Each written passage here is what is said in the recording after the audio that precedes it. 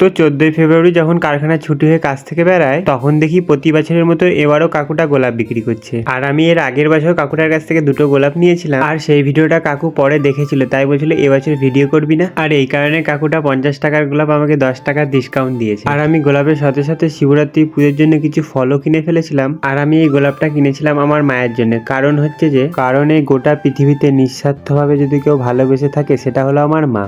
তবে সেই কারণে গোলাপটা প্রথমে এনে আমি আমার মাকে দিয়েছি। তবে তার মানে এই নয় যে আমার মা ছাড়া আমাকে আর কেউ ভালোবাসে না। আসলে আমার এমন বলার কারণটা হলো আমার মা আমাকে না দেখেও ভালোবাসে। কারণ প্রত্যেকটা মাই তার সন্তানকে গর্ভে ধরা থেকে ভালোবাসতে শুরু করে না দেখে। আর এদিকে দেখো আমার পুচকি শালি কিন্তু আজকে আবার আমাকে খাবার দিতে এসেছে। আর তাই ছোট্ট এই ফুলের মতো শালিটাকে ফুল দিয়ে তার মুখের হাসিটা দেখতে চাইলাম, কিন্তু সে একটু ভয় ভয় পেয়ে গেছিল বলে আমি আবার তাকে ফুলটা দিব আর তার মুখের হাসিটা তোমাদেরকে এখন দেখাবো। আর সত্যি কথা বলতে ফুলের থেকেও তার হাসিটা বেশি সুন্দর। আর এরপরে পুচকি শালিটা খালি ব্যাগ নিয়ে বাড়ি চলে যায় আমাকে খাবার দিয়ে। আর দেখো সেদিন তোমাদেরকে দেখিয়েছিলাম যেই রাস্তা দিয়ে আমাকে খাবার দিতে এসেছিল, আজকেও সেই রাস্তা দিয়ে বাড়ি চলে যাচ্ছে। আর তাকে কিছুক্ষণ এগিয়ে দেওয়ার পর আমি বাড়ি এসে তার দেওয়া খাবারটা খেতে শুরু করি। এখানে ধনেপাতা আলু দিয়ে ডিমের ঝোল আর ভাত আমি ফটাফট খেয়ে দিয়ে আজকের মতো ভিডিওটা এখানেই শেষ করলাম। তো টাটা, দেখা হচ্ছে পরের ভিডিওতে।